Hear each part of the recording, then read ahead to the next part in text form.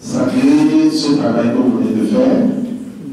Et je me dis que vous ne devez pas être seul chercheur à faire ce travail.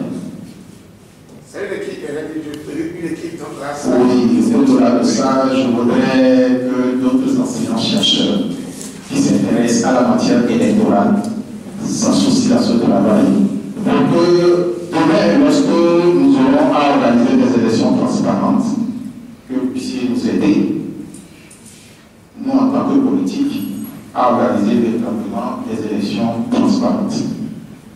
C'est vrai, vous avez cité pas mal d'irrégularités qu'on constate dans le processus électoral au Togo. Et je me demande pourquoi tout cela. Devons-nous arrêter à nous plaindre tout le temps de ce qui se passe dans ce pays? Quand je regarde aussi le fait qu'au Togo, personne ne rend compte de ce qu'il fait, je me demande pourquoi. Lorsque je regarde le niveau d'impunité au niveau du pays, je me pose toujours la question pourquoi. Et la seule réponse que j'ai trouvée, c'est parce que nous avons en face de nous une dictature. Et comme telle, nous avons à nous battre pour libérer de cette dictature. C'est vrai, dans votre présentation, un intervenant dit oui, nous connaissons déjà ce que le régime fait. Il faut que l'opposition s'y oppose. C'est très facile. Mais la dictature est telle que lorsque tu veux t'y opposer, rapidement, soit on te fait taire, ou on t'enterre. Oui. On a vu des cas dans ce pays. Et c'est en cela que M. Pedro Amouzou disait, grâce à Dieu nous sommes vivants. Vous ne pouvez pas imaginer ce qui s'est passé en 2015 à la CENI, c'est vrai.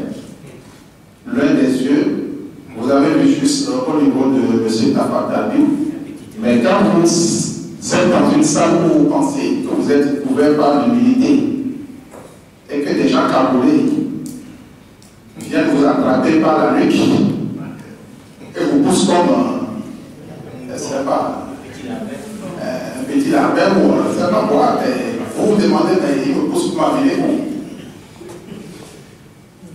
Oui, on pouvait ce jour-là nous enlever un affaire et nous amener, je ne sais pas où, et finalement on va se demander ils sont où, on ne nous trouvera plus.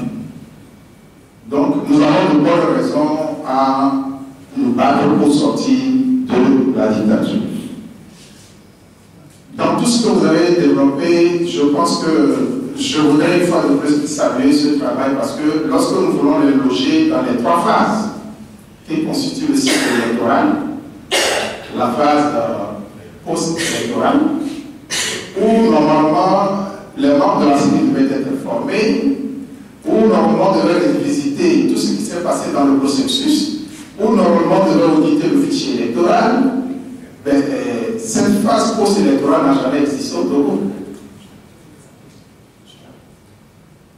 Vous comprenez que, en fait, les élections, c'est de la magie.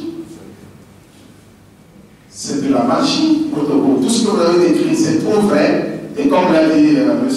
Deco, assez faut la profondeur, encore d'autres éléments qu'il faut ressortir. La phase électorale, mais on saute là-dedans parce qu'on n'a pas eu la phase post-électorale. La phase électorale, on saute dedans. Et comme vous l'avez bien dit, il faut aller vite. Et on va vite, malheureusement. Et quand on va vite, avec toutes ces conséquences.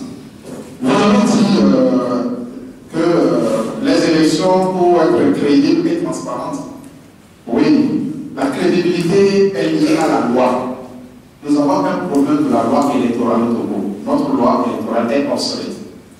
Malheureusement, le minimum qui existe, on ne le respecte même pas.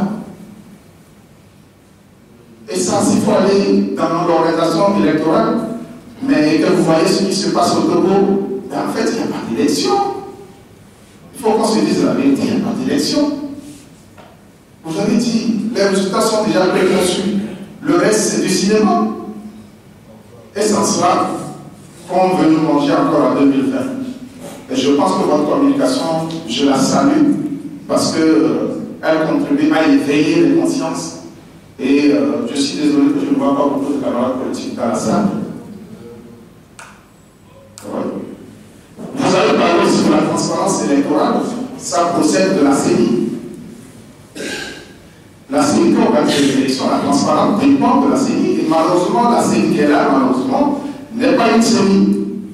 Parce que la vraie opposition n'est pas dans la CENI. Une CENI est une opposition fabriquée, malheureusement, qui conduit les activités. Alors je me pose une question. 2020. Si la situation demeure telle, faudra-t-il aller ou ne pas aller? Ça, c'est la première question. Une première question. En deuxième lieu, je me demande, lorsque les conditions de transparence existent, qu'est-ce que nous faisons de la corruption, sachant que l'opposition est appauvrie à l'extrême, le parti au pouvoir a tous les moyens, surtout les moyens financiers, pour aller acheter des consciences. Pour la vie ici, les gens disent oui, tu parles comme militant, on vient d'acheter. Non, ce n'est pas toi qui as acheté. Mais tu n'as pas dit aux militants de se laisser acheter non plus. Mais malheureusement, c'est ce qui se passe à longueur de journée. Qu'est-ce qu'on fait? Et je pense que naturellement, je souhaite vivement, s'il y a des grands financiers dans la salle, ils n'ont qu'à nous aider à organiser les élections. Lorsqu'il y a de l'argent, même avec les conditions actuelles, on peut battre le pouvoir en place. Merci.